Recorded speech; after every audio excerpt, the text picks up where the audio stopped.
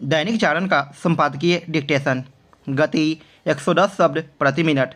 Start होगा 5 second बाद।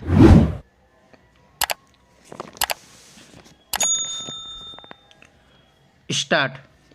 शहरों में पर्यावरण अनुकूल विकास को बढ़ावा देने के लिए केंद्रीय आवासन एवं शहरी कार्य मंत्री हरदीप सिंह पुरी ने सिटीज 2.0 चैलेंज नामक अभियान की शुरुआत करते हुए यह जो अपेक्षा व्यक्त की कि यह कार्यक्रम शहरों को कचरा प्रबंधन की नई राह दिखाने का काम करेगा, वह तब पूरी होगी जब राज्य सरकारें और उनके नगर निकाय अपने हिस्से के दायित्वों का निर्वहन गंभीरता के साथ करेंगे। इस कार्यक्रम के तहत स्मार्ट सिटी मिशन के 18 शहरों में पर्यावरण के अनुकूल विकास कार्यक्रम चलाए जाएंगे। इस पहल से केंद्र सरकार के गोवर्धन मिशन को भी संबद्ध किया जाएगा, जो जैविक कचरे से बायोफ्यूल बनाने पर आधारित है। हरदीप पुरी ने स्मार्ट सिटी मिशन में शामिल सभी शहरों से इस कार्यक्रम के लिए आवेदन करने की अपील करते हुए यह भी कहा कि शहरी कार्य मंत्रालय उनकी पूरी मदद करेगा। इसे देखते हुए स्मार्ट सिटी वाले शहरों को इस कार्यक्रम का हिस्सा बनने के लिए तत्परता दिखानी चाहिए, क्योंकि वे समस्याओं से घिरते चले जा रहे हैं।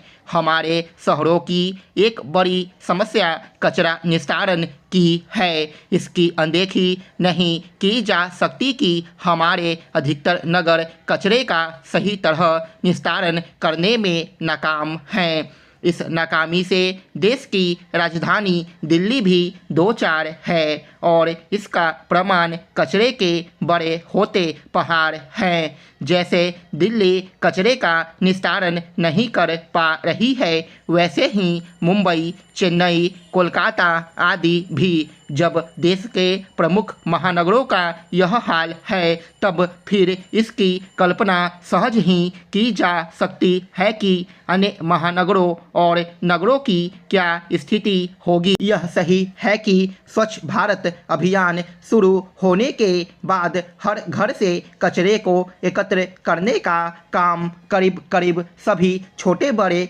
शहर करने लगे हैं, लेकिन वे उसका सही तरीके से निस्तारण नहीं कर पा रहे हैं। ऐसे शहरों की गिनती करना कठिन है जहां सूखे और गीले कचरे को अलग अलग करके निस्तारित करने की कोई व्यवस्था नहीं बन सकी है। यह चिंताजनक है कि जब कचरा प्रबंधन की चुनौती बढ़ती जा रही है, तब कचरे को कम करने की कोई ठोस पहल नहीं हो पा रही है।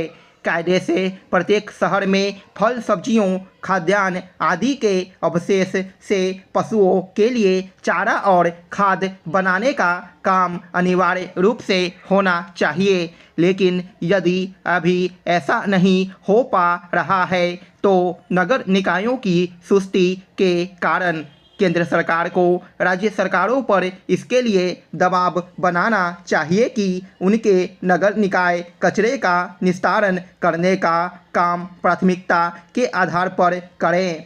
चूँकि समय के साथ औसत घरों से कहीं अधिक कचरा निकल रहा है, इसलिए इस पर भी ध्यान देना होगा और यूज एंड थ्रो वाले उत्पादों का उपयोग कम से कम हो।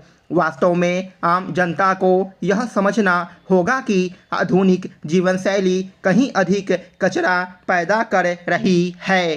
प्रदेश सरकार ने कानून व्यवस्था की स्थिति को बेहतर बनाने तथा समाज में आपसी भाईचारा बनाए रखने के उद्देश्य से धार्मिक जुलूसों में नारेबाजी, डीजे व हथियारों के प्रदर्शन पर रोक लगाने का प्रभावशाली निर्णय लिया है। अच्छी बात है कि इन मौक़ों पर निकाले जाने वाले जुलूसों के लिए बनाए गए नियमों पर अमल करने के लिए जिम्मेदारी तय की गई है।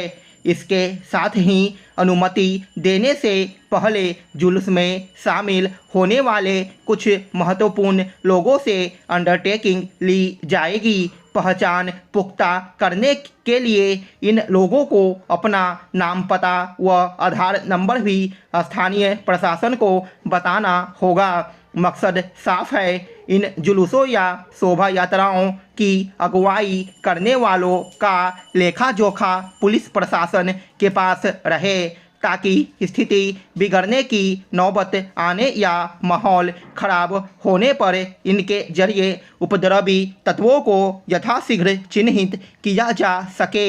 इस निर्णय से आयोजकों की जिम्मेदारी भी बढ़ेगी और वे ज़्यादा जवाबदेह भी होंगे। अक्सर यह देखा जाता है कि ऐसे अवसरों पर झगड़ों की शुरुआत कहीं न कहीं किसी एक पक्ष के द्वारा उकसावे के बाद होती है। इसलिए तेज आवाज़ में लाउड स्पीकर बजाने, नारेबाजी करने तथा हथियारों के प्रदर्शन पर रोक लगाई गई है। जुलूसों की वीडियोग्राफी और फोटोग्राफी कराने से स्थिति बिगड़ने या किसी भी तरह का विवाद उत्पन्न होने की अवस्था में कार्रवाई करने में सुविधा होगी। इसमें कोई दो राय नहीं कि पर्व त्यौहार के मौके पुलिस प्रशासन के लिए सिरदर्द बन जाते हैं। शांति व्यवस्था बनाए रखने के लिए भारी संख्या में पुलिस बल की तैनाती की जाती है। जाहिर है, सामूहिक जिम्मेदारी तय होने से समाज में सद्भाव कायम रखने में मदद मिलेगी। वहीं पुलिस प्रशासन का बोझ भी हल्का होगा। स्टॉप।